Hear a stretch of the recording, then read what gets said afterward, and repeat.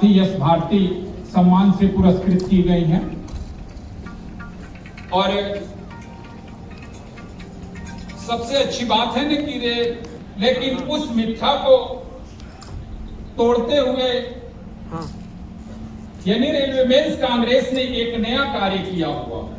बेटी सुप्रिया कुमारी जो बिहार प्रशासनिक सेवाओं में उसका चयन हुआ, तो उस बेटी को भी यानी रेलवे मेंस कांग्रेस इस मंच से आज सम्मानित करेगी कि बेटी हमारा शुभाशीष है कि तुम जिस पथ पर निकली हो कि ये इतने अपने अभिनय में जीवंत हो जाती हैं कि पता ही नहीं चलता है कि इस महिला ने अपना भी कोई अस्तित्व बना रखा है या मंच पर जो रोल मिलता है उसी में जीवंत हो जाती है।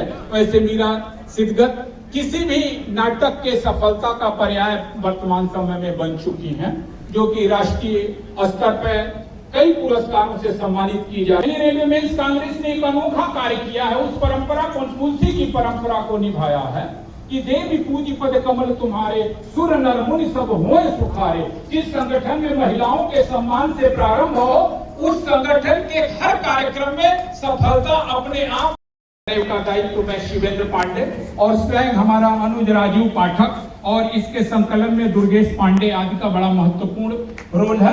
और संगठन आपका स्वागत है, आप आए और किसी भी यूनियन की सार्थकता प्रमुख मुख्य कार्मिक अधिकारी से समन्वय बनाने पर ही भरपूर फल प्राप्त होता है।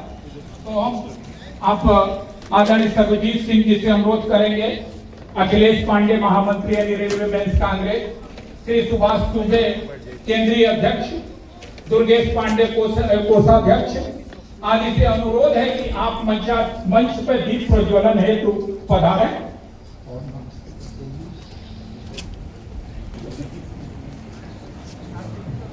आप हमारे इंडियन रेलवे एम्प्लॉय फेडरेशन के महासचिव सर्वजीत सिंह, हमारे महामंत्री अखिलेश पांडे जी, आदरणीय बच्चूलाल जी को भी आमंत्रित, अमरीश सिंह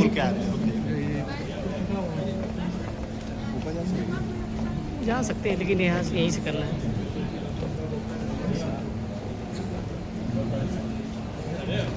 अध्यक्ष एवं महामंत्री अतिथियों यहाँ पे आप लगा दीजिए। राजीव डिमरे जी,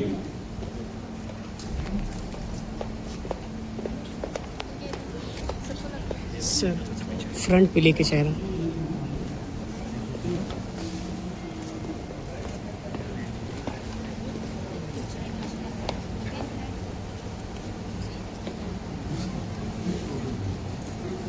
आप सभी मंचासीन अतिथियों से अनुरोध है कि आप काशी जी रुक जाए, करने दीजिए ना, शुरू करा दे। चलिए ठीक है, आप भी आइए ना, लेट हो रहा ना।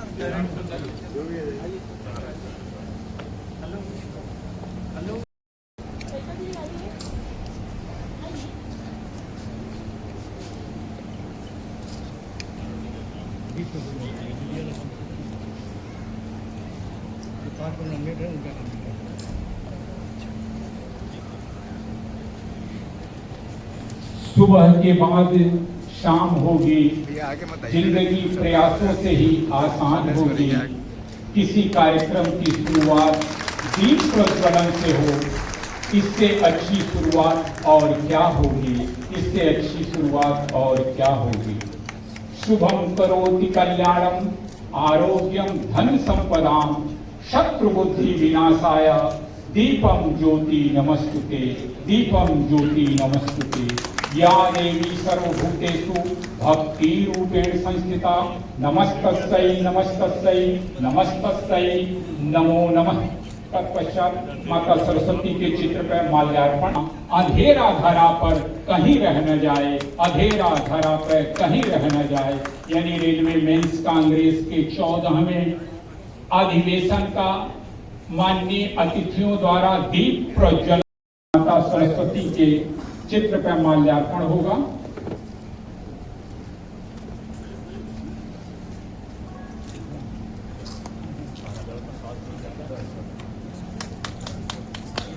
अब अतिथियों से अनुरोध है पुनः अपना स्थान। महिला सशक्तिकरण की अध्यक्षा अंजना लाल द्वारा सरस्वती वंदना।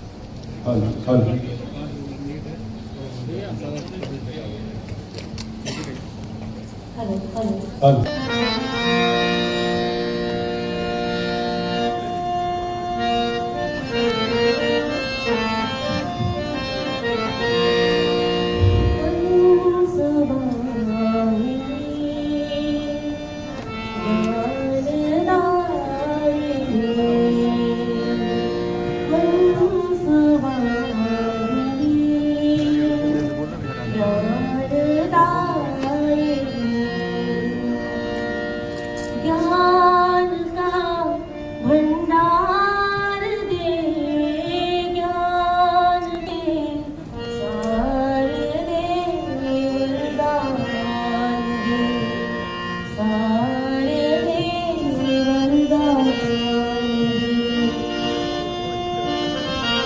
फिर ना जाओ इस सफर में, फिर ना जाओ इस विश्व को वरदान दे, वरदान दे। हम वाहिनी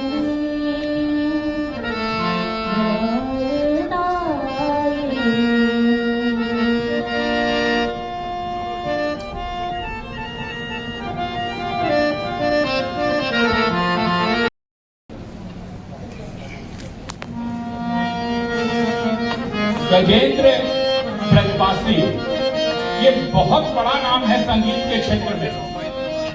ये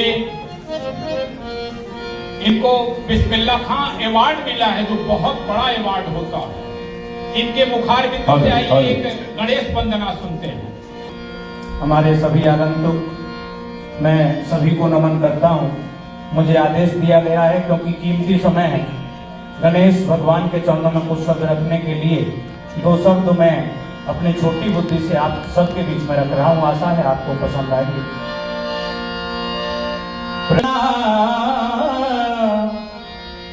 द्वितीय आद गणेश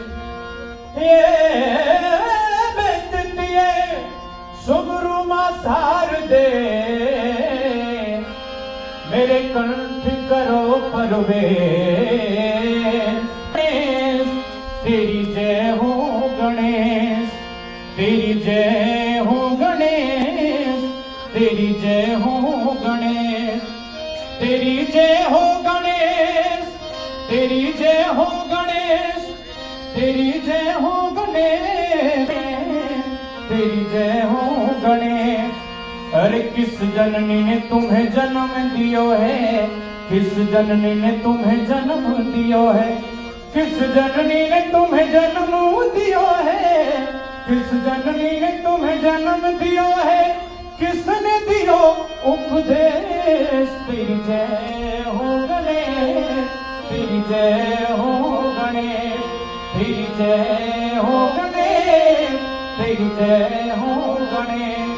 गौरा मैया ने तेरे जन्म दियो है, गौरा मैया ने तुम्हें जन्म दियो है, गौरा मैया ने तुम्हें जन्म दियो है और शिव ने दियो उपदेश।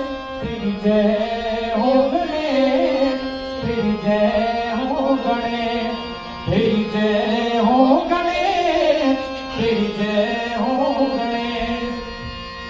मंच संचालन के क्षेत्र में आदरणीय शिवेंद्र पांडे जी बड़ी तब ही होवे कारज पूर्ण तब ही होवे और गणपत पूजो जी हमें। तेरी जय हो गणेश, तेरी जय हो गणेश, तेरी जय हो गणेश, तेरी जय हो गणेश, तेरी जय हो गणेश, तेरी जय हो गणेश, तेरी जय हो गणेश, तेरी जय हो गणेश, तेरी जय हो गणेश। धन्यवाद।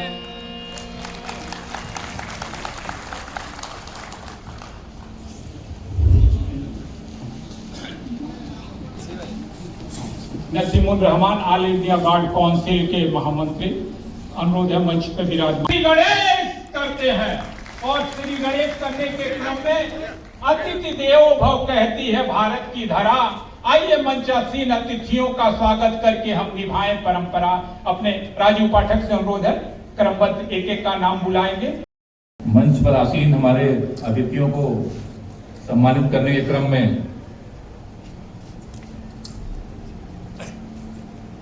श्री अब्दुल शेख कृपया मंच पर आए और हमारे पीसीपीओ सर मनोज सर का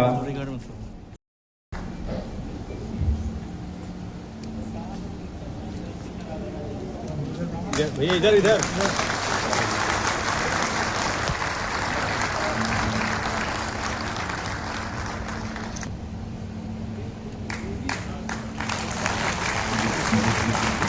किसी भी यूनियन का अगर प्रमुख मुख्य कार्मिक अधिकारी का सहयोग प्राप्त हो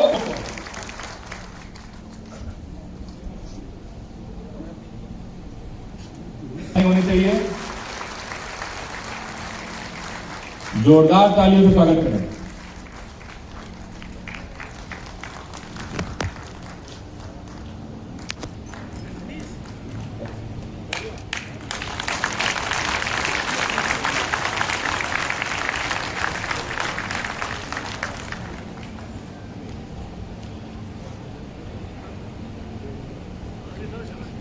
भाई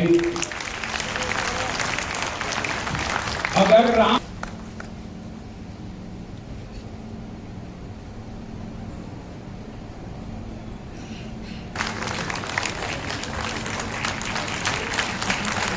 बहुत बहुत स्वागत करते हैं अपने राष्ट्रीय अध्यक्ष का।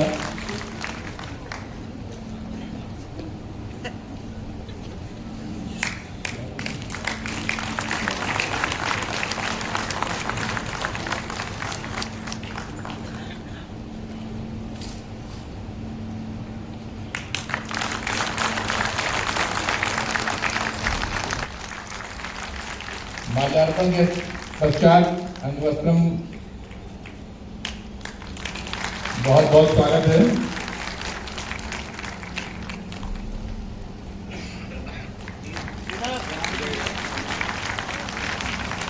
और उनकी तेजी को देखते हुए कृपया जोरदार तालियों से स्वागत करें।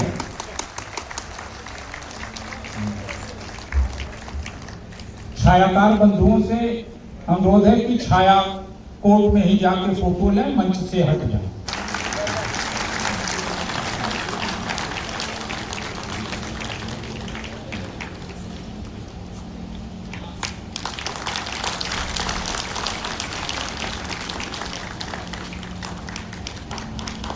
भाई बात हिंदू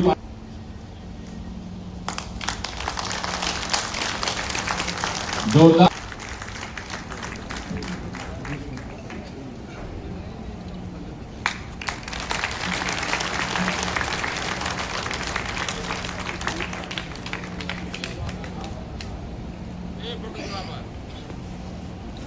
हमारे बीच में अंतर्राष्ट्रीय आयोजन को बुलाना चाहेंगे रजनीश तिवारी।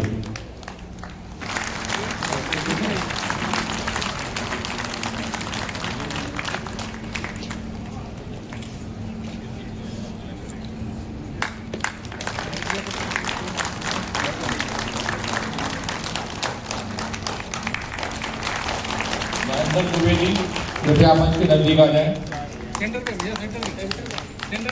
महेंद्र भैया और आगे आइए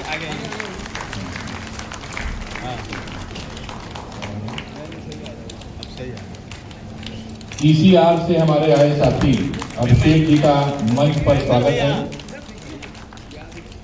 कृपया मंच पर आए। और भाई शिवेंद्र पांडे जी से आग्रह है कि आप इनका स्वागत करें। ईसीआर के हमारे साथी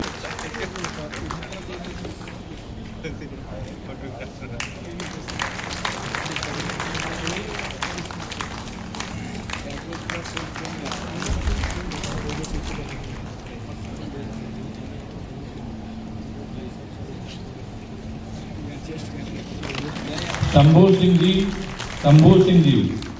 कृपया मंच के नजदीक आ जाए करें। साथियों, अपने अध्यक्ष का और महामंत्री का स्वागत किस तरह से होता है, कृपया अपने तालियों की जोर से बताएं।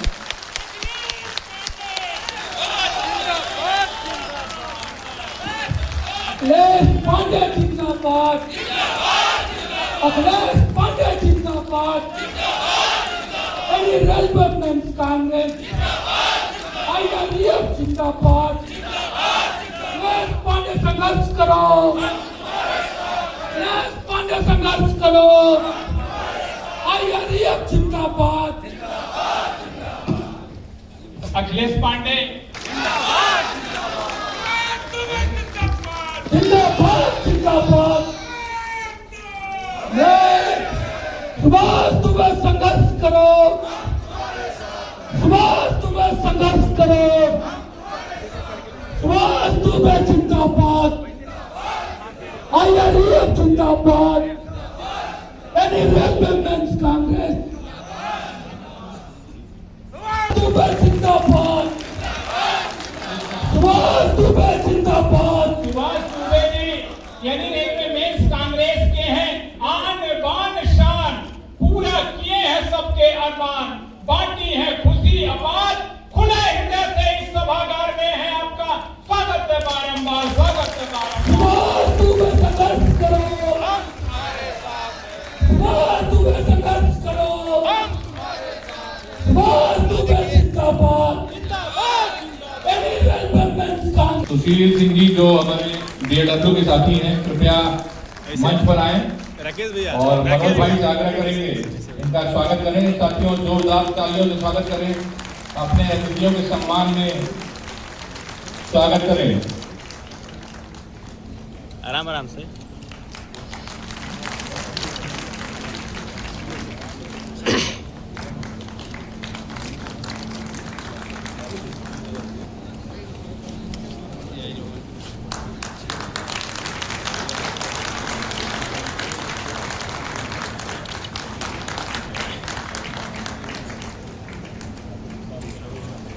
इधर सुशील भैया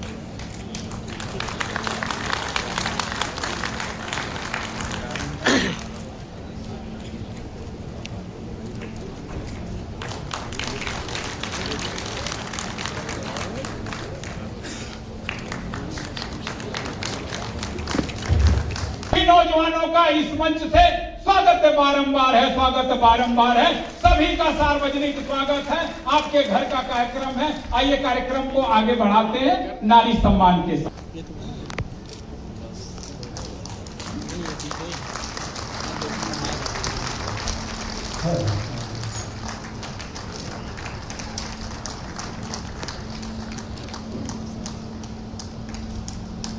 सुप्रिया कुमारी जी आप मंच पे आए। ये बेटी हमारे पूर्वोत्तर रेलवे की कर्मचारी है, लेकिन अपना परचम फहरा रही हैं कि अब एक खिड़की ही नहीं आसमां हमारा है, बना लिया है अपने आंचल को परचम, अब ये सारा जहां हमारा है। उत्तर प्रदेश से बिहार में प्रशासनिक सेवा का अवसर प्राप्त हो रहा है।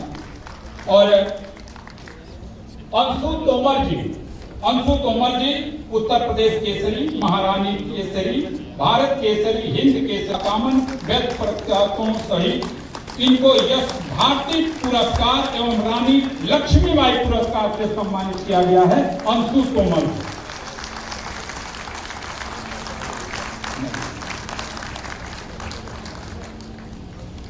और एक नाम पहले हमने बताया है कि एक सांस्कृतिक कर्मी जो गोरखपुर की एक सशक्त पहचान है, लेकिन वो नगीना हमारे रेलवे में है, मीरा सिकदर को मैंने ही बताया है कि जिला के रेलवे को समर्पित करने वाली मीरा सिकदर का हम पूरे गर्व के साथ सम्मान करते हैं कि पूर्वोत्तर रेलवे के लिए इन्होंने मेडल लाया है। बहुत बहुत धन्यवाद।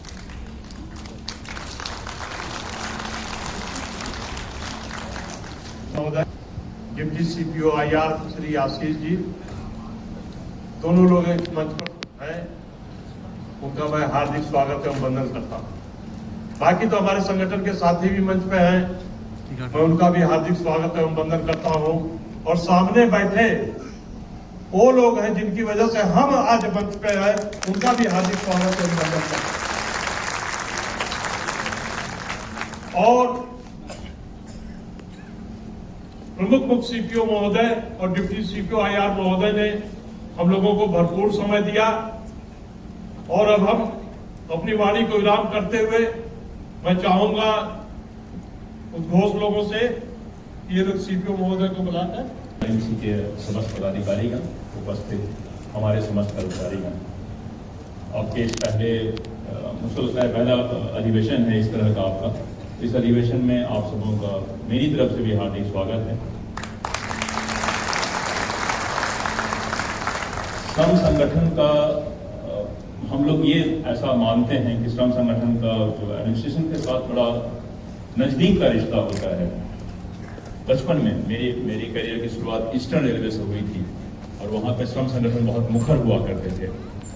मुझको वो ज़माना याद है जब हम लोग कोई श्रम संगठन का आपके पास व्यक्ति आने वाला होता था तो जो यंग अधिकारी होते थे वो थोड़ी देर के लिए उनको तैयारी करनी पड़ती थी। कोई व्यक्ति यदि आपके पास आ रहा है तो मान के रखिए उसको नियमों की इतनी जानकारी होगी कि आपसे वो नियमों पर अच्छी बहस करेगा और तब आपसे आपके सामने किसी काम को रखेगा वो और फिर आपको उस पर निर्णय लेना होगा।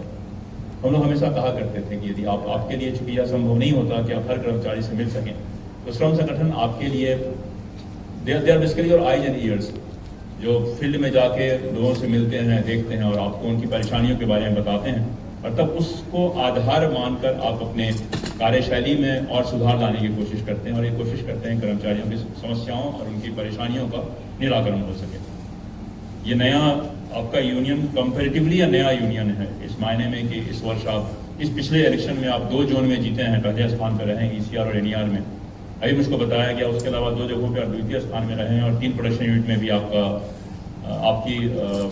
आपकी विजय हुई है इस बार। तो कुल जमा आप 5 जगहों पे शायद पहले स्थान पर रहे हैं, जो मैं सही हूँ तो 6 जगहों पे आप पहले स्थान पर रहे हैं कुल जमा। तो तीसरी शक्ति के रूप में आप उभर रहे हैं, कहना अतिशक्ति नहीं होगी।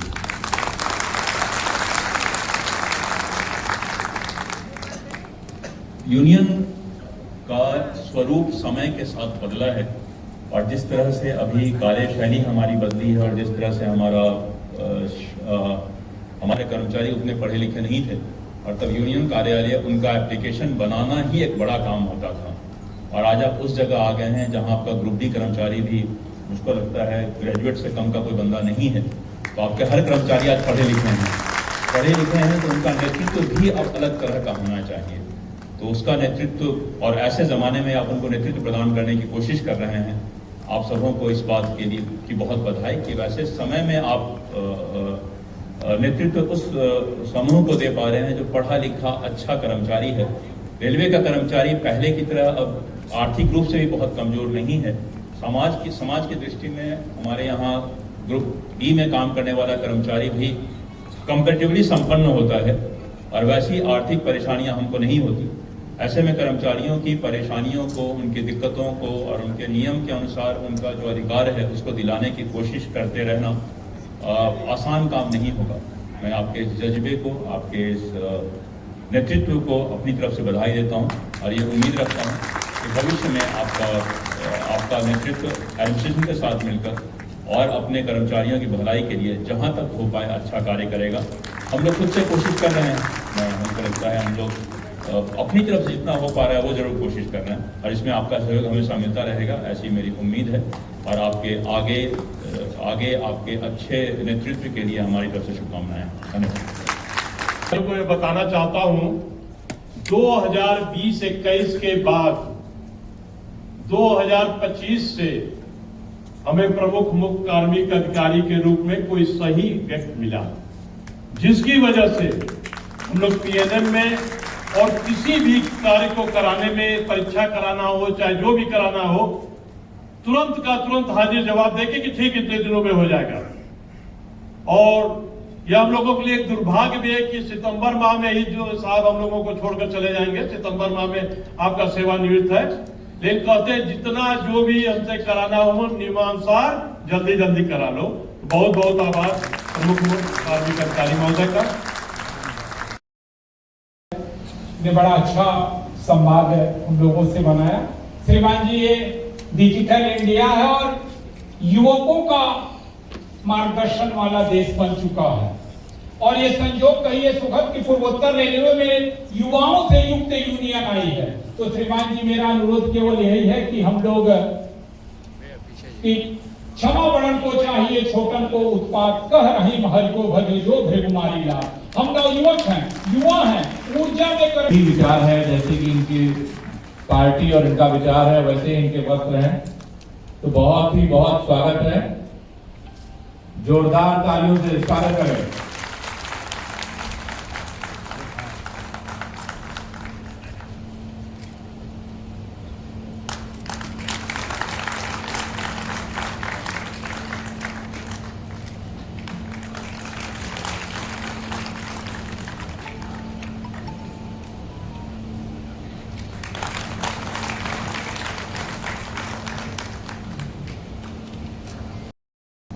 सुदामा प्रसाद जी, आदरणीय सीपीओ सर, सर्वजीत जी, अखिलेश पांडे जी और लक्ष्मीलाल जी और अन्य मंचासीन लोग और आप सभी का मैं यहाँ पर प्रशासन की तरफ से स्वागत करता हूँ और आपको बहुत बहुत बधाई भी देता हूँ कि ये आपकी जो एजीएम है वो आप आज करा रहे हैं और इतनी बड़ी संख्या में, अच्छी संख्या में आप लोग यहाँ पर आए हैं। और जैसा कि सीपीओ सर ने बताया कि जो यूनियंस हैं वो हमारी आंख और कान होते हैं, क्योंकि हम एक 4 दीवारी वाले ऑफिस में बैठ करके काम करते हैं, लेकिन हमें अपने स्टाफ की जो भी ग्रीवेंसेस हैं, जो समस्याएं हैं, आपके माध्यम से सबसे पहले हमें पता चलती हैं, क्योंकि हम आखिरी स्टाफ से भले बात न कर पाए, लेकिन अखिलेश पांडे जी से बात हो जाएगी, सुभाष दुबे जी से बात हो जाएगी। तो ये आपके, हम अगर रक्त वाहिनी हैं तो ये जो है उसको उसमें ब्लड डालने वाले काम है, ये ब्लड है बेसिकली। इसके बिना रक्त वाहिनी का भी कोई मतलब नहीं है। तो मैं केवल ज़्यादा अपनी जो है वक्तव्य को बढ़ाऊंगा नहीं, केवल एक आश्वासन दूंगा कि जो परिपाटी सीपीओ सर ने चलाई है कि वो मामलों का अतिशीघ्र निवारण करते हैं, और उसी परिपाटी को मैं आगे बढ़ाना चाहूँगा कि जितना अतिशीघ्र आपकी समस्याओं का निवारण हमारे माध्यम से हो सकेगा उसे मैं करने का जो है प्रयास करता रहूँगा सर के मार्गदर्शन में और आप लोगों के सहयोग से। तो इन्हीं शब्दों के साथ मैं विराम दूंगा अपनी वाणी को, और सभी को एक बार पुनः धन्यवाद। इधर देखिए, इधर इधर इधर इधर इधर देखिए।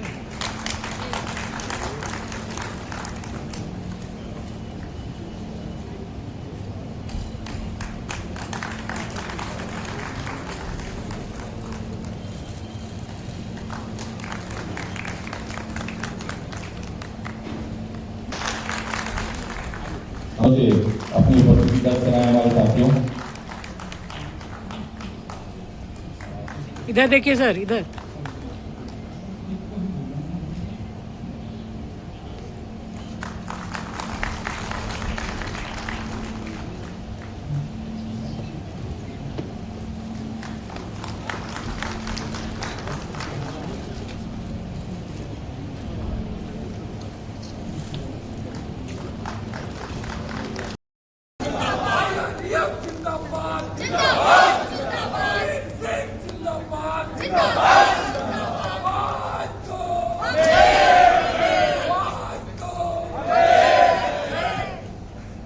एनई रेलवे मेंस कांग्रेस के इस वार्षिक अधिवेशन में मंचासीन हमारे मेंबर पार्लियामेंट साथी Sudama Prasad ji, railway standing committee के सदस्य भी हैं, राजीव डिमरी जी जनरल सेक्रेटरी एक्टू, Akhilesh Pande ji general secretary NER mens congress, Subhash Dubey ji president, और साथ में मेरे साथी इंडियन रेलवे एम्प्लॉइज फेडरेशन के वर्किंग प्रेसिडेंट और front against NPS in railway के प्रेसिडेंट तथा आरसीएफ एम्प्लॉय यूनियन कपूरथला के अध्यक्ष साथी अमरीक सिंह जी, मेरे बहुत ही पुराने साथी, संघर्षों के साथी, DLW से पहुंचे हुए joint secretary staff council Pradeep Yadav ji, हमारे सुशील सिंह जी, और इस जोन में हमारे SC/ST एसोसिएशन के जोनल प्रेसिडेंट बच्चूलाल जी,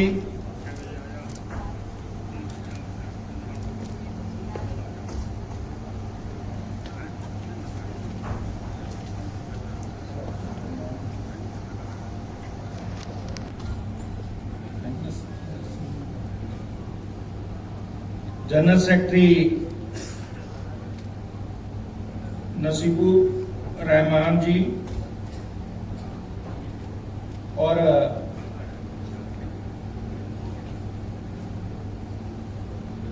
मंच पर विराजमान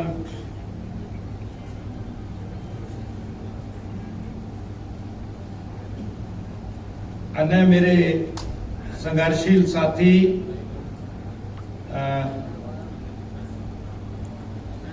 इसी हाल में एक और हमारे जुझारू क्रांतिकारी साथी बैठे हैं, मनोज गोस्वामी जी। उनको मैं निवेदन करूंगा कि वो मंच पर आए। मनोज गोस्वामी जी,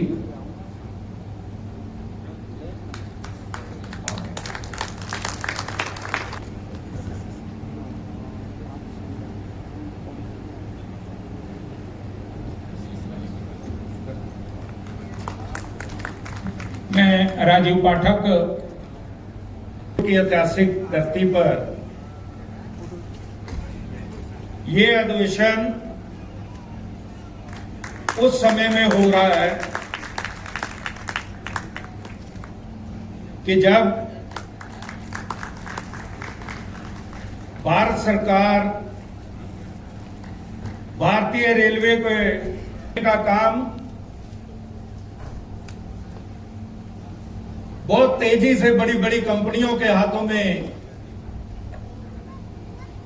बेशक बड़े बड़े स्टेशन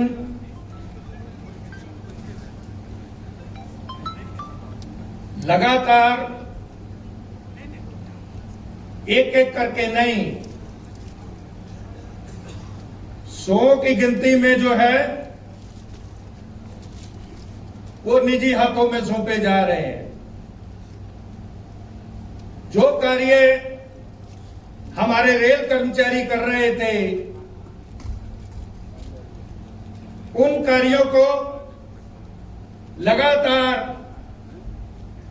भारत सरकार निजी हाथों में वो सौंपती जा रही है। वो PPP मॉडल हो, वो डायरेक्ट बेचने का काम हो,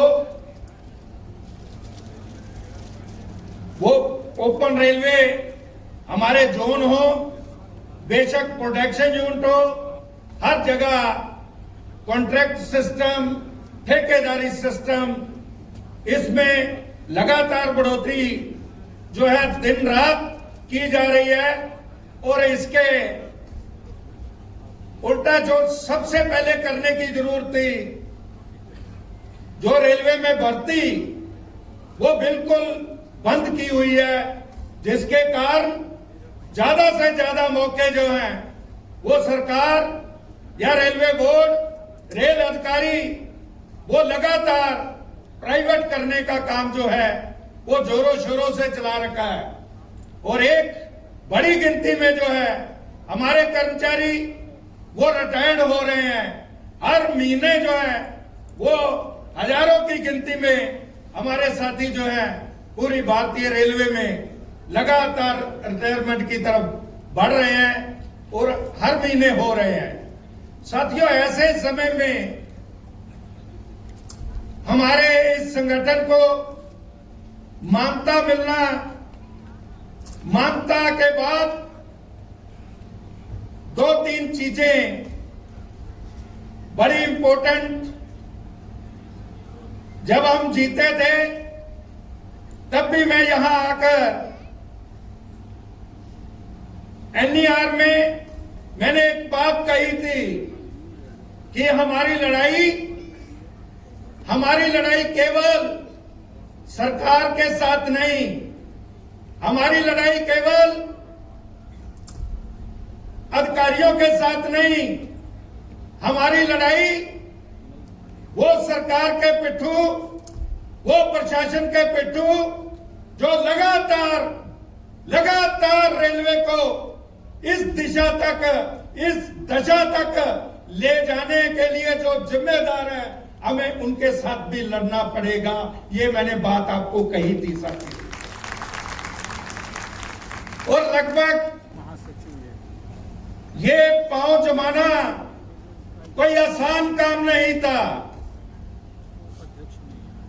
ये अखिलेश पांडे जी, सुभाष दुबे जी की जोड़ी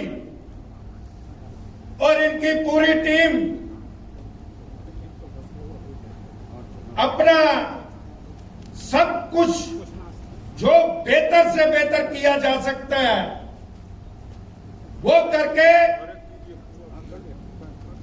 आज उन सारी ताकतें जो कर्मचारी के विरोध में काम करने वाले हैं, उनके विरोध में ये साथी जो हैं अपना दिमाग, अपनी नीति को बार बार जो है समझकर फिर वो इम्प्लीमेंट कर रहे हैं। और मेरे को ये कहते हुए बड़ा हर्ष हो रहा है, बड़ी खुशी हो रही है साथियों कि हमारे जोन में लगातार बड़े बड़े कार्य जो हैं वो किए हैं।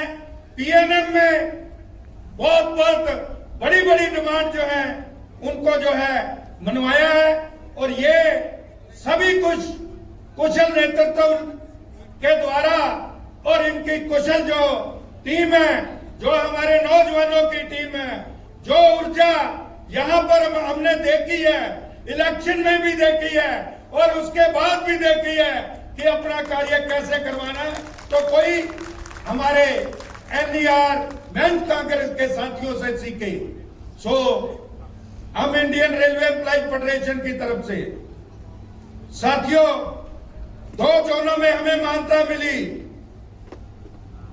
एक प्रोडक्शन यूनिट में मान्यता मिली, 2 जगह स्टाफ काउंसिल हमारी जो प्रोडक्शन यूनिट उसमें हमें मान्यता मिली। और लगातार 3 जोनों में हम दूसरे नंबर पर रहे और ये लगातार कदम आगे बढ़ रहे हैं साथियों।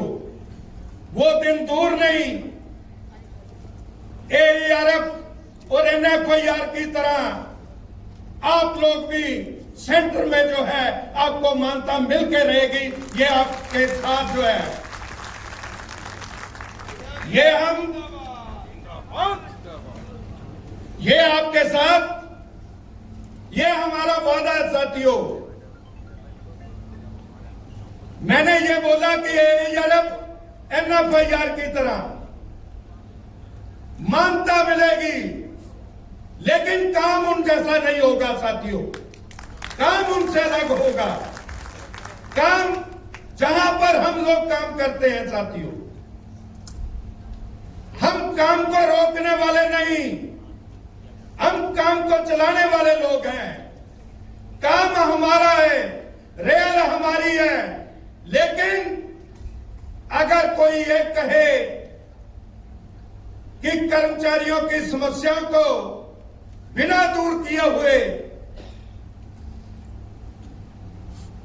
आपसे काम करवा लिया जाएगा, यह भी मुमकिन नहीं है।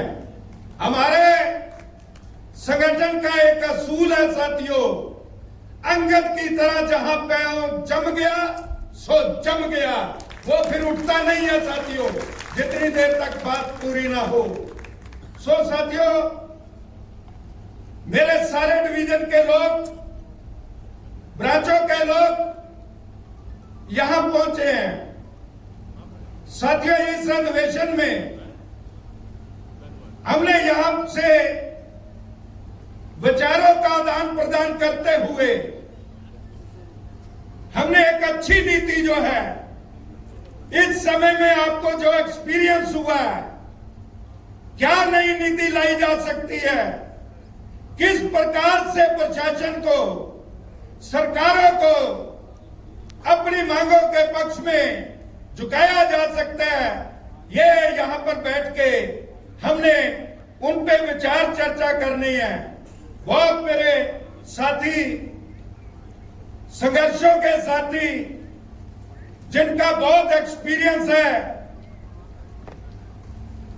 वो अपने विचार देंगे साथियों। हम लगातार 2 दिन इन्हीं चीजों के ऊपर चर्चा करते हुए आगे बढ़ेंगे। बात बेशक 8वें पे कमीशन की हो, उसमें हमारे कर्मचारियों को, हर वर्ग को ज्यादा से ज्यादा बेनिफिट मिले, इसका प्रयास लगातार इंडियन रेलवे एम्प्लॉयज फेडरेशन कर रही है। और जितनी समस्याएं हमारे कर्मचारियों की हैं, उस पे बार बार हम मंथन करके लगातार प्रयास किए जा रहे हैं कि उन समस्याओं को दूर किया जाए। आज इस हाल में मेरी बहनें बैठी हैं, इनका यहां पर पहुंचना, जो पुरुष कर्मचारी हैं, किसान आंदोलन में भी जिसने बात उठाई, वो खालिस्तानी, वो माओवादी, वो और कोई वादी, पता नहीं क्या क्या बना दिया गया। और ये जो है इसी तरह के लोग हैं, यानी कि सरकार के खिलाफ कोई बोले तो वो आतंकवादी होगा, वो खालिस्तानी होगा, वो माओवादी होगा, वो पता नहीं कौन सा।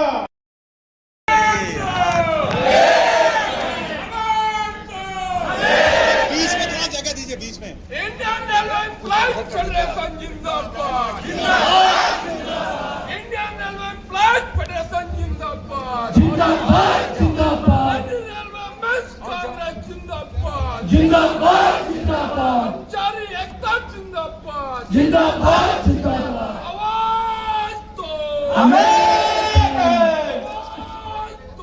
हमें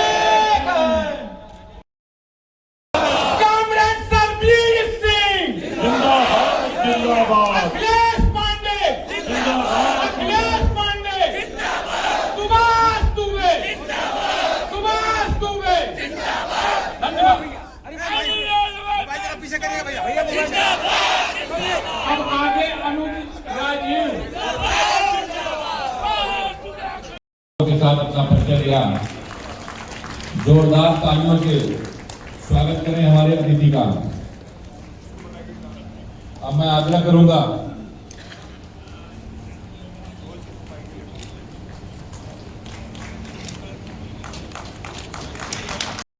साथियों, और एनईआर जोन के विभिन्न तमाम मंडलों से आए मेरे साथियों, आप सबको AICCTU या एक्टू की ओर से मैं क्रांतिकारी सलाम पेश करता हूं और आप लोगों के इस 14वें अधिवेशन की सफलता की कामना करता हूं।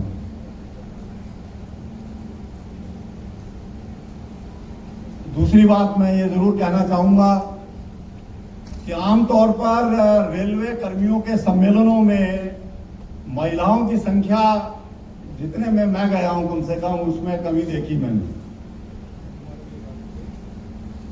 लेकिन आज पुरुष प्रभुत्व वाला एक सेक्टर है। बहुत सारे आजकल ऐसे सेक्टर शुरू हो गए हैं जहां महिला डोमिनेटेड है। बहुत सारे स्कीम वर्कर्स हैं, आंगनवाड़ी और आप जानते हैं आशा, मिड डे मील तमाम। लेकिन रेलवे हमेशा से रहा है एक पुरुष ज्यादा संख्या वाला। तो यहाँ भी हमारे संगठनों को, हमारे यूनियनों को महिलाओं की भागीदारी और उनकी भूमिका को लगातार बढ़ाते रहने का प्रयास करना होगा। साथियों, ये आपका मान्यता हासिल करने के बाद शायद पहला सम्मेलन है। सबसे पहले तो जो आप लोगों ने मान्यता हासिल करी, जहां तमाम कई दशकों से जड़ जमाए हुए संगठनों को पिछाड़ के, उसके लिए मैं आप सब लोगों को बहुत बहुत बधाई देता हूं। और सबसे बड़ी बात जो है कि हमारे फेडरेशन के ऊपर, Indian railway federation, employees federation के ऊपर और NER मेंस कांग्रेस, तो कृपया स्थान ग्रहण करें। माननीय सांसद जी।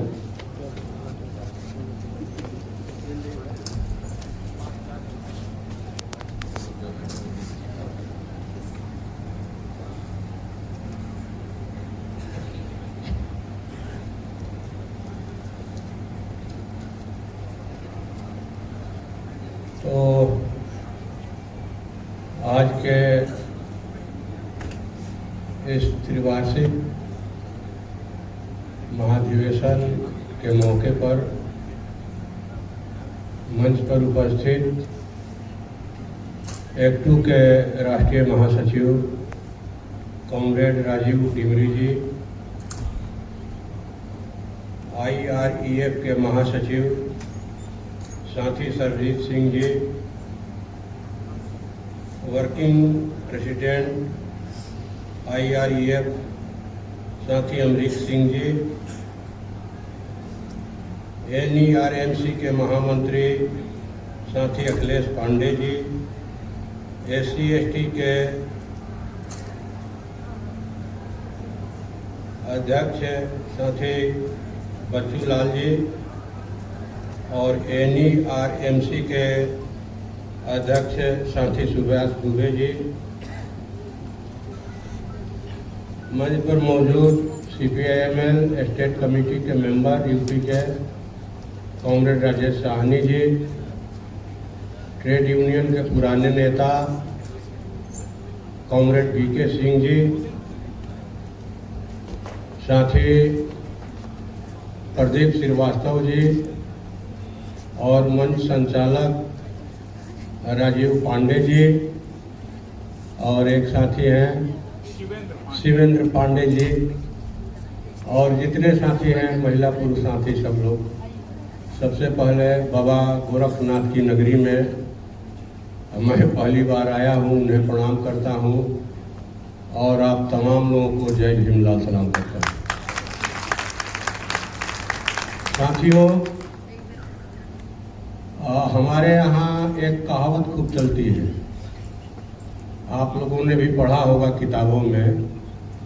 रहीम कवि का एक दोहा कि रहीमन चाक कुम्हार के मांगी दिया, कुम्हार के मांगी दिया न दे, आ मुंह में डंडा डाली के जो चाहे सो ले। रहीम कवि कहते हैं इस दोहा में, प्रार्थना करें कि हे चाक देवता हमको 2-4 ठो पतुकी दे दो। पतुकी हमारे यहाँ छोटा घड़ा को कहते हैं। तो चाक टस से मस नहीं होगा। पतुकी कौन कहे एक दियरी नहीं देगा, दिया नहीं देगा। लेकिन कुम्हार जैसे ही चाक के मुंह में डंडा लगा के तेजी से घुमाते हैं, उसके फफेली में हाथ लगाते हैं, तो पतुकी कौन कहे बड़ा बड़ा घड़ा देता है चाक। वही हाल इस सरकार का है, इस व्यवस्था का है।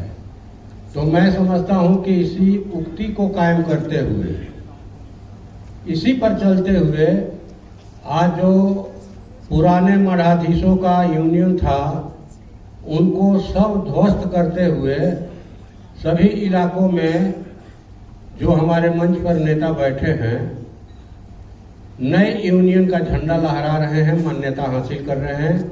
इसके लिए मैं आप तमाम लोगों को हार्दिक बधाई और शुभकामनाएं अर्पित करता हूं। साथियों, ये बहुत ही कहा जाए कि गंभीर, हर तरह के संकट के दौर से हमारा देश गुजर रहा है। आर्थिक संकट है, राजनीतिक संकट है, सामाजिक सौहार्द का संकट है। एक ऐसी सरकार जो लोकप्रिय नारों पर सवार होकर पिछले 12 साल पहले सत्ता में आई, अच्छे दिन लाने के नारे के साथ कि अच्छे दिन आने वाले हैं, अच्छे दिन आएंगे।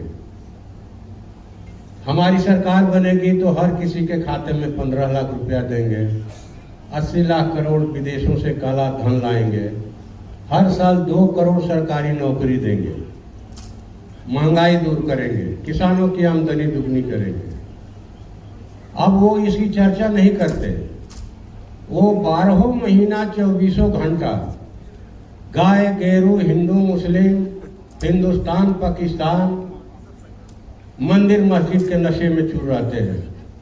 और वो ये चाहते हैं कि पूरा देश के नौजवान 12 महीना 24 घंटा इसी नशे में चूर रहे हैं।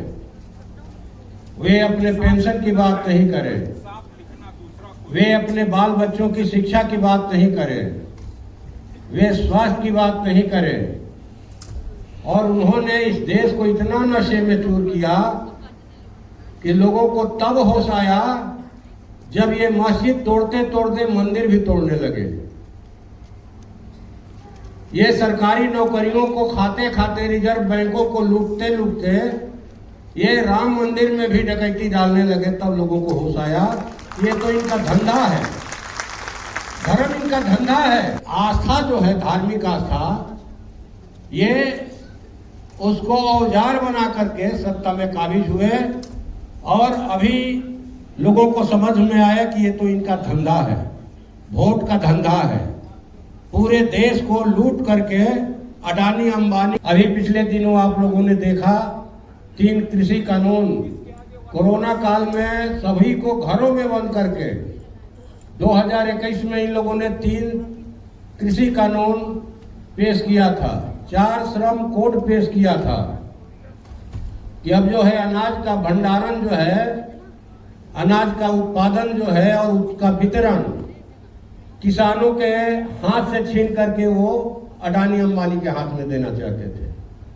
पूरी दुनिया ने देखा कि भारत एक ऐसा देश जहां कानून अस्तित्व बाद में आए और अनाज रखने के लिए बड़े बड़े गौशाल जो है, बड़े बड़े गोदाम जो है अडानी अंबानी के पूरे देश में बन गए। सितंबर 2021 में ये कानून अस्तित्व में आए कि हम किसानों की दशा सुधारने के लिए कानून लाए हैं, लेकिन मई 2021 में ही इनके गोदाम बन करके तैयार हो गए। देखा है किसी दुनिया के देश ने ऐसी व्यवस्था? 4 श्रम कोड भी उसी समय लाए गए थे कि 4 श्रम कोडों के जरिए कैसे जो है पूंजीपतियों की ताकत को बढ़ाया जाए और जो उनमें काम करने वाले मजदूर हैं उनके हाथ पांव में जो है डंडा बेड़ी डाल दिया जाए, इसलिए लाए गए थे।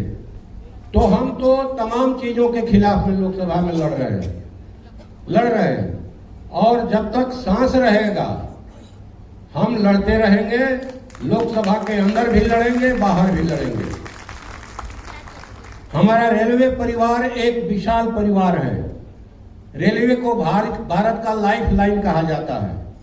ये रेलवे जो है भारत की लाइफ लाइन है। कश्मीर से लेकर कन्याकुमारी तक पूरे भारत के विभिन्न भाषा भाषी लोगों को जोड़ने का काम करती है। ये रेलवे है। लेकिन आज जो है railway life line Adani Ambani की बनाई जा रही है। बड़े लोगों की लाइफ लाइन ये हो गई है।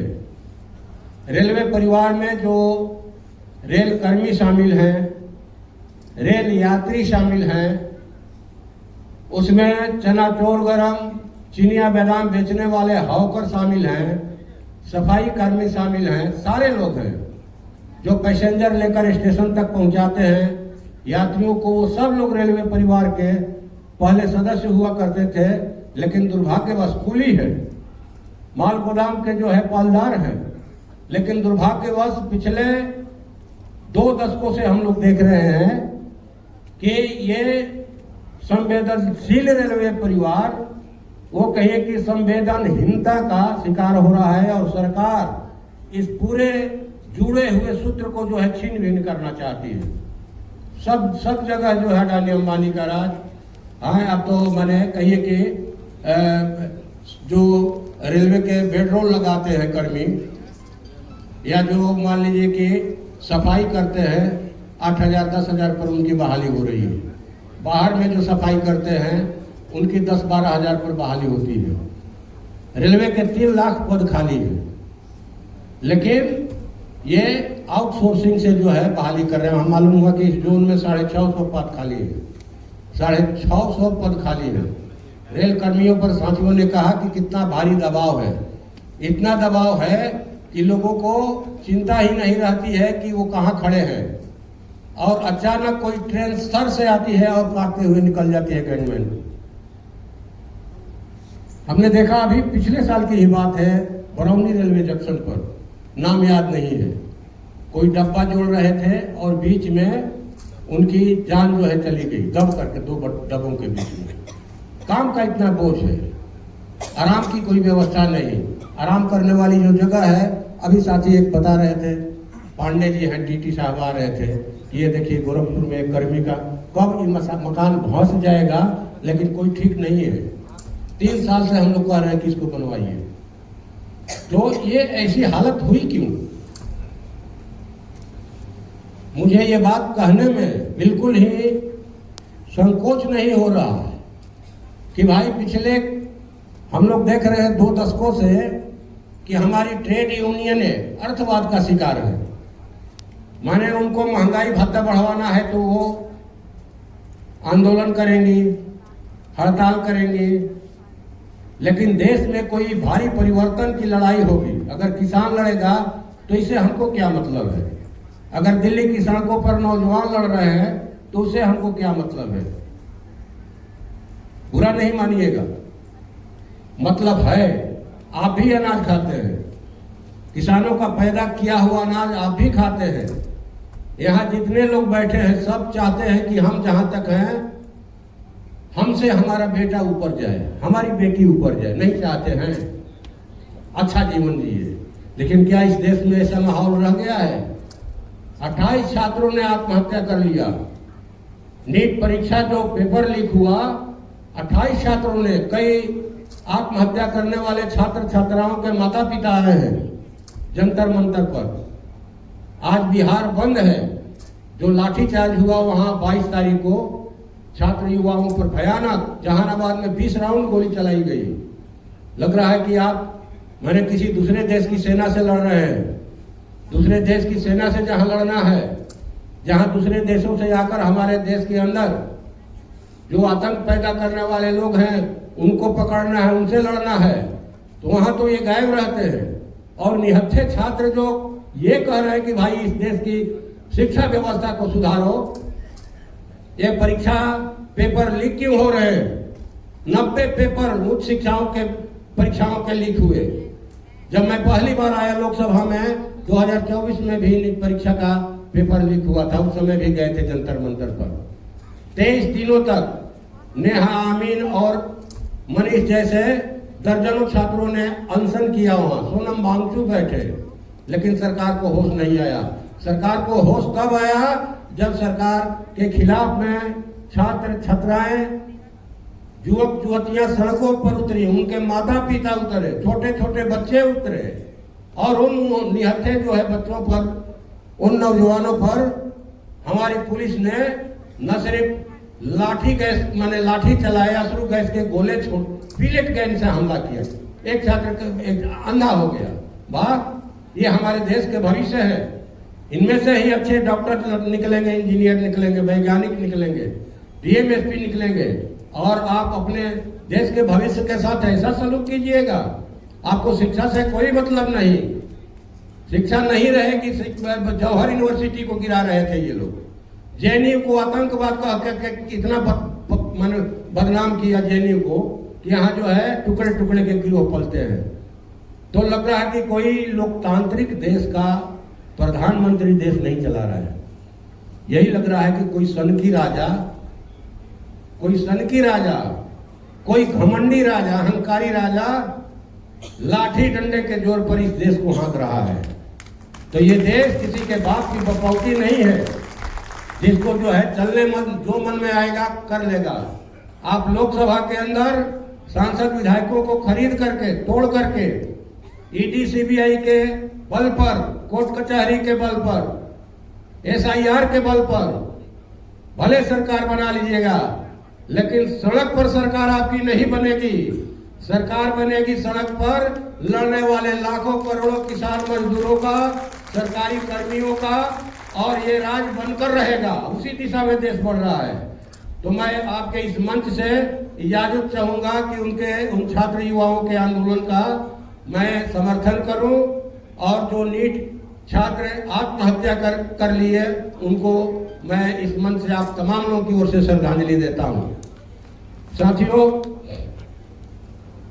लोकसभा के अंदर में जो कमेटियां रहती हैं, उन कमेटियों में से मुझे जो है रेलवे स्टैंडिंग कमेटी में रखा गया है। मुख्य कमेटी एक मेरी रेलवे स्टैंडिंग है।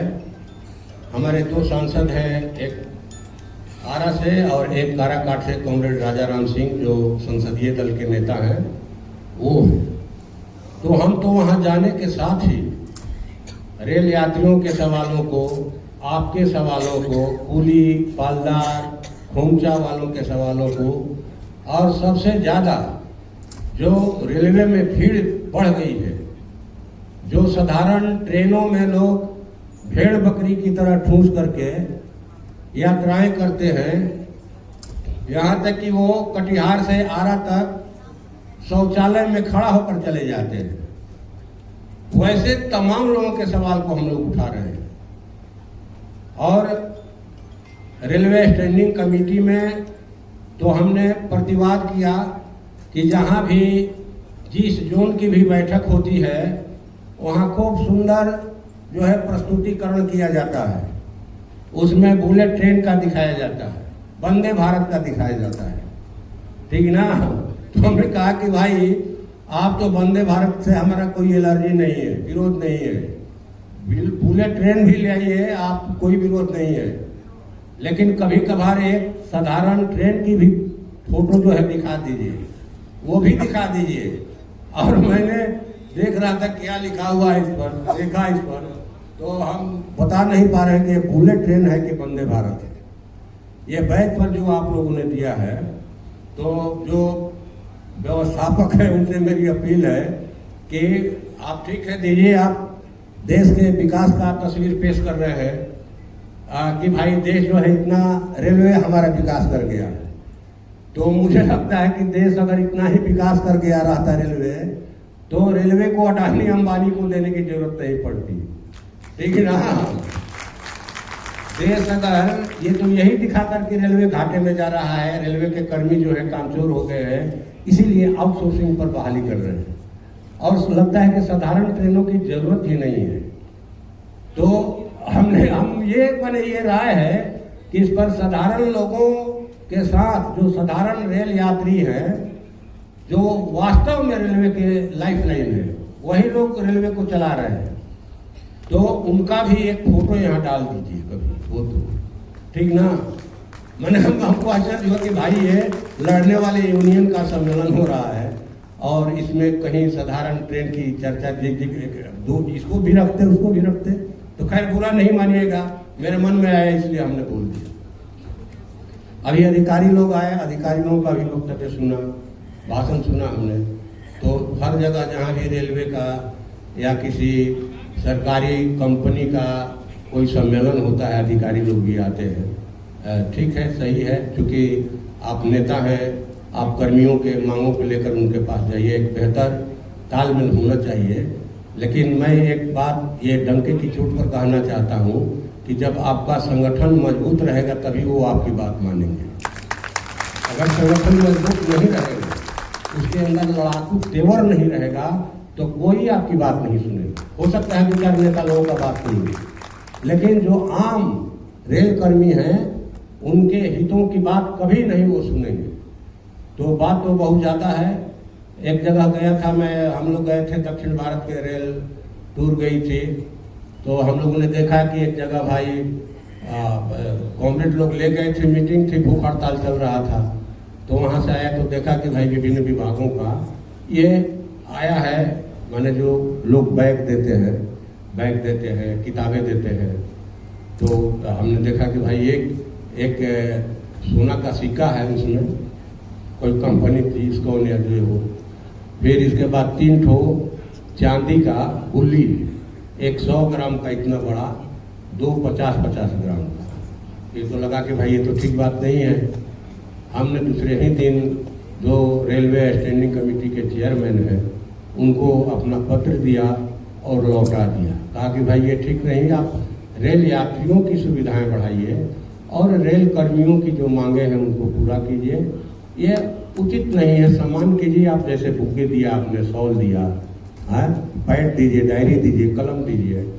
तो खैर हम लोगों की धारा साथी दूसरी है, हम लोग लड़ने भिड़ने वाले लोग हैं और लड़ाई भिड़ाई के जरिए ही लड़ करके हमारे इलाके में भोजपुर में जब भूमिहीन गरीब किसानों को, खेत मजदूरों को और कहिए व्यवहारिक रूप से तो जो दलित और पिछड़ी जातियां हैं उनको दादा बाबुओं के सामने खाट पर बैठने का अधिकार नहीं था, चुनाव में वोट डालने का अधिकार नहीं था, दिन भर खेतों में खटने के बाद मजदूरी मांगने का अधिकार नहीं था।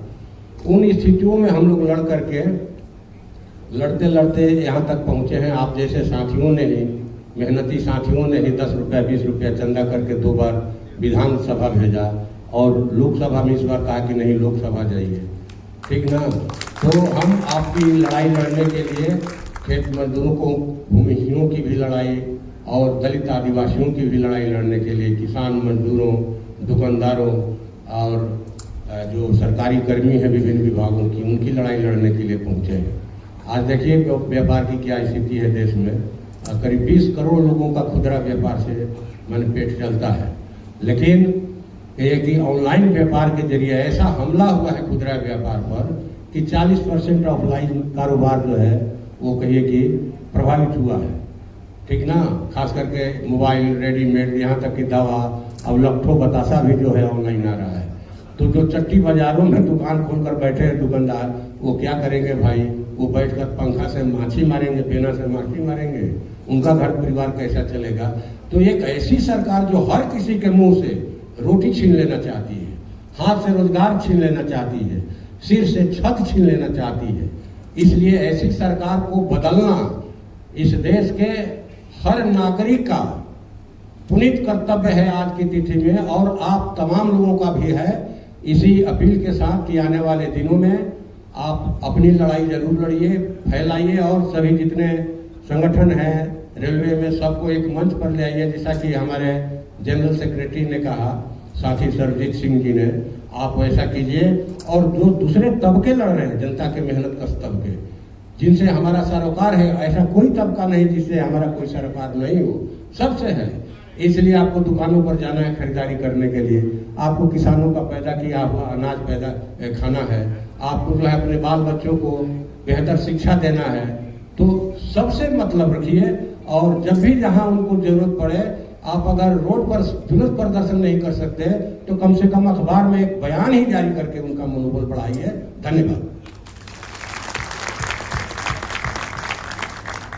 और खड़ा रहे और खड़े रहिए, मुझे कुर्सी देते हैं यहाँ पे, बस खड़े रहिए। 2 मिनट कुछ लोगों को सम्मानित करना है और अपने दूर दराज से आए हुए साथियों से आपका छोटा भाई एक विनम्र अनुरोध करना चाहता है। आप स्वीकार करिएगा तो हाथ उठाकर बता दीजिए कि स्वीकार करिएगा ना। बाहर कुछ लोग खड़े, उनको खा लेने दीजिएगा, उसके बाद आप लोग बाहर निकलिएगा, नहीं तो व्यवस्था में थोड़ा जो है दिक्कत आ जाएगी। ये विनम्र अनुरोध है आप लोगों से, ठीक है। और जीती हरदम नारी है, सावरिया के 56 वोट पर एक तुलसी बारी है, सावरिया के 56 वोट पर एक तुलसी बारी है। हमारे बीच इसी महीने सेवानिवृत्त होने वाले संदीप पांडे जी, जो हम लोगों के लिए संगठन के लिए बहुत ही बढ़िया कार्य किया, जिसका श्रेय भी उनको दिया जाना चाहिए। और मैं उनको आमंत्रित करता हूं, माननीय सांसद जी उनको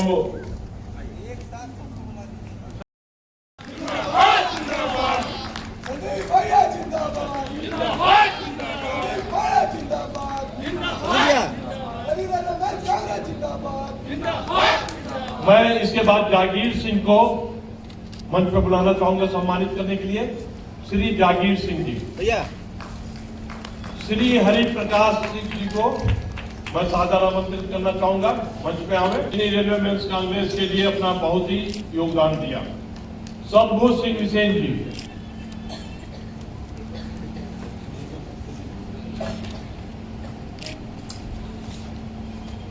भैया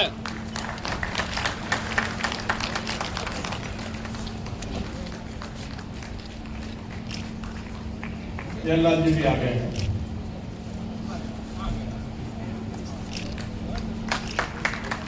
शंभू सिंह जी कहाँ है? आमंत्रित करूंगा, ये वाराणसी से है, बहुत ही कर्मयोगी है। इंडियन रेलवे मेंस कांग्रेस के लिए हमेशा दिन रात सोचती हैं। शिखा भट्टाचार्य, इनके हाथ में चोट लगने के बावजूद भी बनारस से बेटा देख अधिवेशन को सफल बनाने के लिए आई है।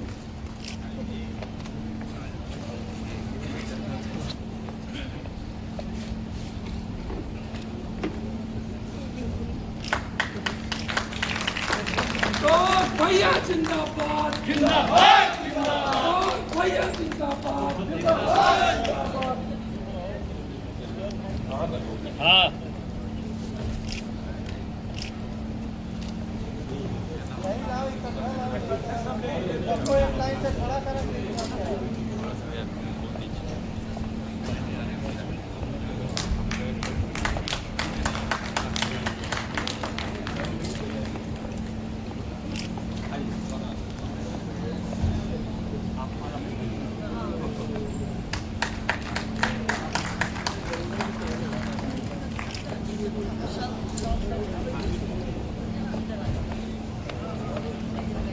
मधु श्रीवास्तव जी लखनऊ से आई है, मंडल रेल प्रबंधक कार्यालय में इंजीनियरिंग विभाग में है, जहां मुद्रा ज्यादा मिलती है। आइए, आपका भी स्वागत है।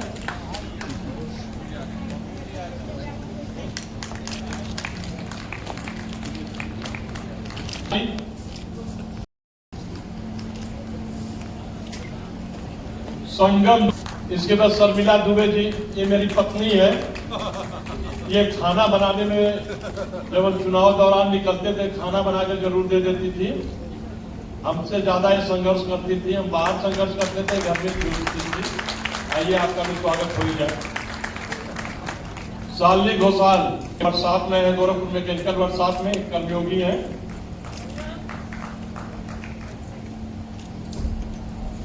रेशमा गुप्ता जी, ये वो महिलाएं हैं जिन्होंने इन्हीं रेलवे मेंस कांग्रेस के मान सम्मान में अपना घर द्वार छोड़कर अपने पति को भी आश्वस्त करके कि मैं उनके लिए लड़ाई लड़ने जा रही हूं, चुनाव जिताकर ही लौटूंगी, और उन्होंने ऐसा करके दिखाया। मैं उनका सभी का बहुत बहुत आभार व्यक्त करता हूं। कुलवंती दुबे जी, आप भी आइए। आपका भी स्वागत है, अभिनंदन है। आप इंजीनियरिंग विभाग से हैं। मीरा जी, आप भी साधारण आमंत्रित है। मीरा जी,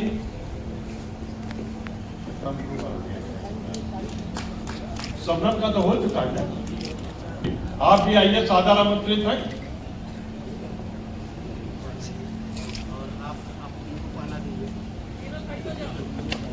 सविता जी, मोमून जी भी साधारण आमंत्रित है। दीप शिखा जी, ये काफी चंचल प्रवृत्ति है, ये हर समय हमसे लड़ती रहती थी।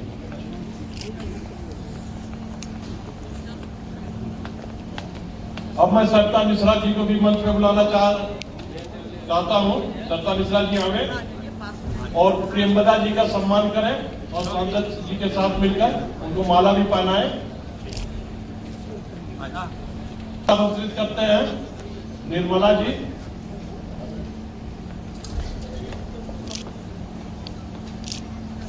प्रेमवदा जी वहीं पर खड़ी हैं और मैं सांसद जी से अनुरोध करूंगा, ये सरिता जी से अनुरोध करूंगा।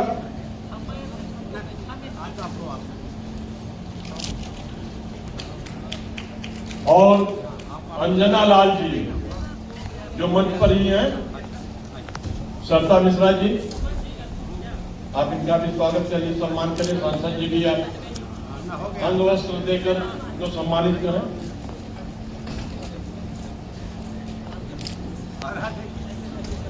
शंभू सिंह हुसैन जी आ गए हैं, मंच पे आ जाए।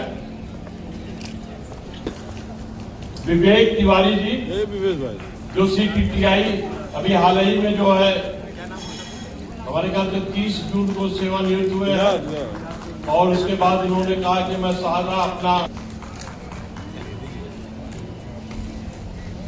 भाई गौरी शंकर जी,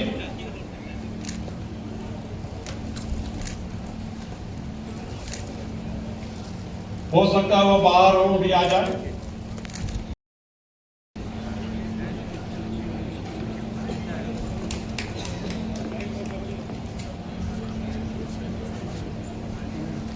सरिता मिश्रा जी को आग्रह करेंगे 200 महिलाओं के लिए सम्मान में। आइए। करते हुए देखी हूँ। अब पूरा अंजना लाल और प्लस जिसका भी नाम मैं भूल रही हूँ, रेशमा है और ये कुलवंती है, सभी लोगों ने बहुत ही इसमें जान लगाया है। और जिस तरह सुभाष दुबे जी को, पांडे जी को इन लोगों ने जीत दिलाया है, इसके लिए मैं बहुत ही शुक्रगुजार हूँ। मैं चाहती हूँ हमेशा इन लोगों के साथ ये लोग आगे बढ़ती रहे और इन लोग के साथ कभी न छोड़ें और इन लोग को एक पद जरूर दिया जाए। और मैं चाहती हूँ जैसे प्रेमवदा हुई, कुमकुम हुई, अंजना लाल हुई और बनारस से आई हुई, लखनऊ से आई मेरी बहनें बहुत ही अच्छी हैं। अभी मैं थोड़ी देर पहले इन लोग से बात की हूँ, तो इन लोग का एक एक स्थान उसमें जरूर देना चाहिए। अगर महिलाओं का स्थान है उसमें तो इनको इग्नोर न किया जाए। धन्यवाद। तो मैं आदरणीय माननीय सभासद महोदय, यहाँ पर उपस्थित हमारे इंडियन एम्प्लॉयज फेडरेशन के जनरल सेक्रेटरी भाई सरजीत सिंह जी, हमारे एनी रेलवे मेंस कांग्रेस के अध्यक्ष और हमारे बड़े भाई माननीय सुभाष दुबे जी, हमारे एनी रेलवे मेंस कांग्रेस के बहुत ही कर्मठ और युवा महामंत्री हमारे छोटे भाई माननीय अखिलेश पांडे जी, यहाँ पर उपस्थित हमारे ढिल्ला साहब और मंच पर आसीन हमारे अन्य विभिन्न संगठनों से आए हुए पदाधिकारीगण। सबसे पहले तो मैं इस एनी रेलवे मेंस कांग्रेस के इस अधिवेशन में के लिए आप सबको बधाई देता हूं और मैं शुक्रगुजार हूं एनी रेलवे मेंस कांग्रेस का और विशेषकर सुभाष दुबे जी और अखिलेश पांडे और उनकी टीम का कि जिन्होंने मुझे आमंत्रित। अपने रेल को बचा लीजिए। जब रेल बच जाएगा निजीकरण से तो बाकी हिस्सा हम लोग बैठ के आपस में उसे समझ लेंगे। जब रेल ही नहीं बचेगा तो हम पोस्टमैन, हम टेकमैन, हम गेटमैन, हम गार्ड, हम ड्राइवर, इससे क्या होगा जब रेल नहीं बचेगा? तो रेल बचाने का तरीका एक ही है कि जहां पे आज हमारी एनी रेलवे मेंस कांग्रेस सत्ता में है तो हम तन मन धन से सपोर्ट करें कि हमारी आवाज प्रशासन के कानों तक जाए। मेंस कांग्रेस ये आवाज कब पहुंचाएगी? जब हम मेंस कांग्रेस को ताकतवर बनाएंगे। और जो दूसरे डिवीजनों में, बहुत सारे लोग दूसरे डिवीजन से या जोनों से आए हुए मेरे साथी हैं, वहां पे जो भी सत्ताधारी फेडरेशन है उन्हें साफ बोलिए, अब तो शर्म करो। अब नहीं शर्म करोगे तो जिस दिन पूरी रेल बिक जाएगी तो फिर किस कर्मचारी से लेकर के चंदा और झंडा ढुआ करके चुनाव लड़ोगे? साथियों, अभी बहुत दुख वाली बात ये जो हम जंतर मंतर में जो धरना प्रदर्शन चल रहा है, इसमें 14 साल का मेरा भांजा, वो भी एग्जाम देके या कोचिंग से आया, उसके बाद 2 दिन घर नहीं आया। जब हम लोगों ने पता किया कि वो है कहाँ पे, तो वीडियो बना के डाल रहा है कि हमारी आजादी तुम नहीं छीन सकते हो।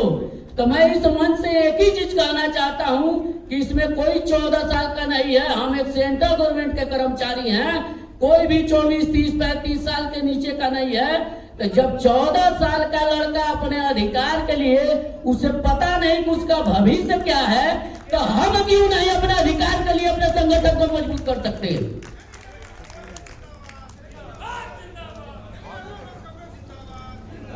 साथियों, मुद्दे इतने हैं, वक्ता इतने हैं कि आ जाइए, आइए आइए। छोटे बच्चे एक साथ खिंचवा लीजिए।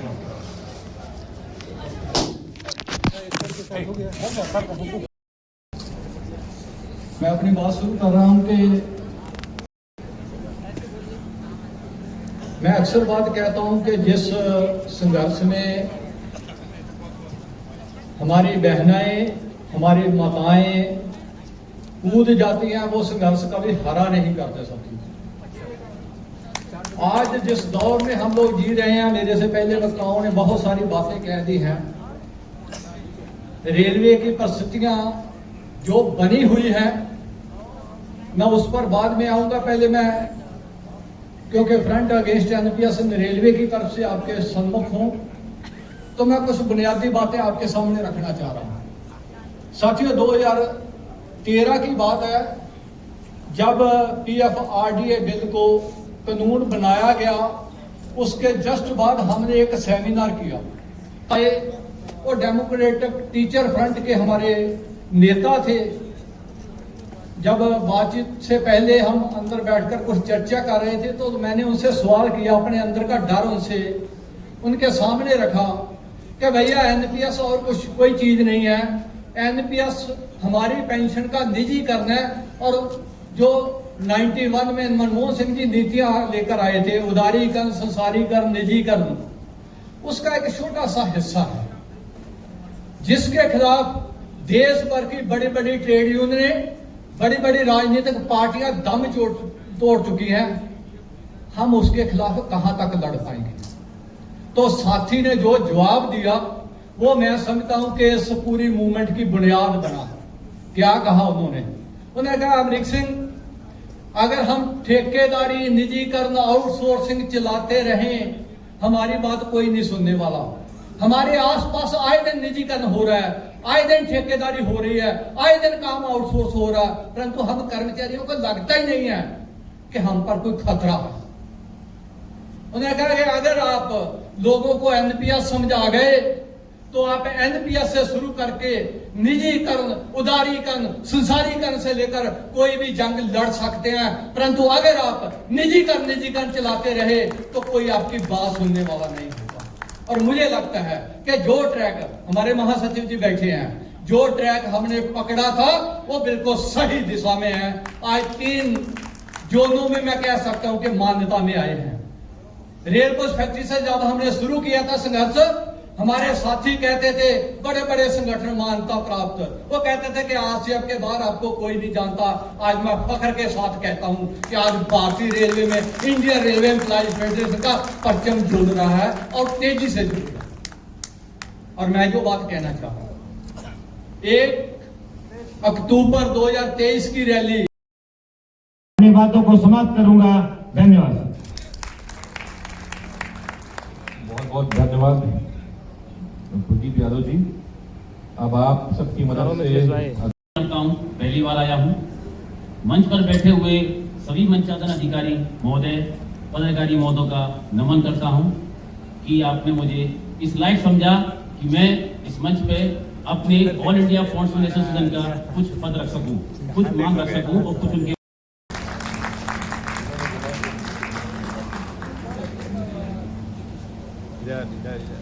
थोड़ा और आगे आ जाइए आप लोग। मंडल अध्यक्ष लखनऊ श्री धर्मेंद्र गुप्ता जी, आपसे आग्रह है कृपया मंच पर आए। जोरदार तालियों से स्वागत किया जाए मंडल मंत्री राकेश पाल जी का।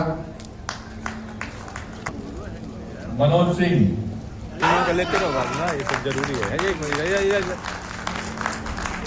ये सब फोटो जरूरी है।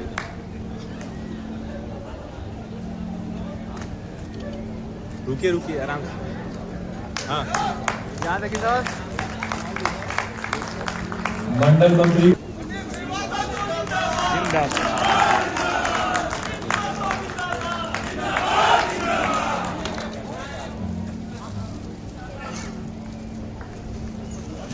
इधर इधर इधर यहाँ देखिए।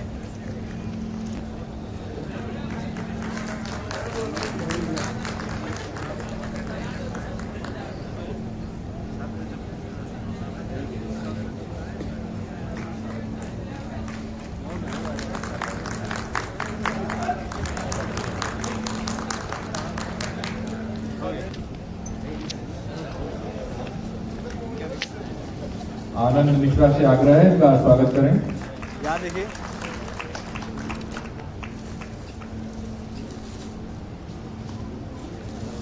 मंडल अध्यक्ष लखनऊ जंक्शन धर्मेंद्र गुप्ता जी नहीं है, ईवेंद्र नागवंशी जी जो लखनऊ से आए हैं, इधर मंच पर आए। और भरत लाल श्रीवास्तव जी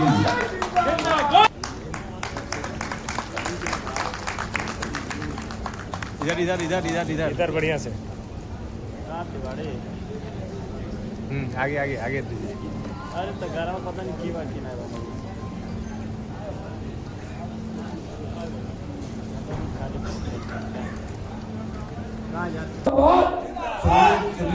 ठाकुर जिंदाबाद, युवा शक्ति जिंदाबाद, ठाकुर जिंदाबाद, जिंदाबाद जिंदाबाद।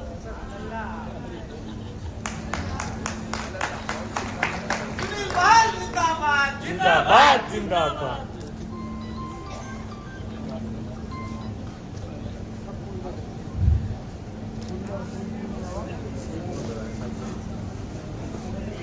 सामने देखिए, सामने सामने देखिए भैया।